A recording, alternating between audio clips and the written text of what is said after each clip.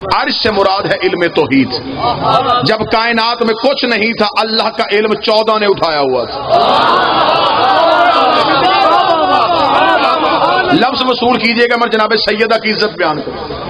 اس نے کہا مولا اللہ کا سارا علم آپ 14 نے اٹھایا تھا. امام نے فرمایا اللہ کے علم کے 2 حصے، ایک کو وہ عرش کہتا ہے، ایک کو وہ کرسی کہتا ہے. جو اس نے ہمیں دیا اسے وہ عرش کہتا ہے، جو اس نے اپنے پاس رکھا اسے وہ کرسی کہتا ہے. اب سمجھیے گا کہ آیت الکرسی کا مطلب کیا ہے. یہ اللہ کا مخصوص علم ہے جو صرف اللہ کے پاس ہے.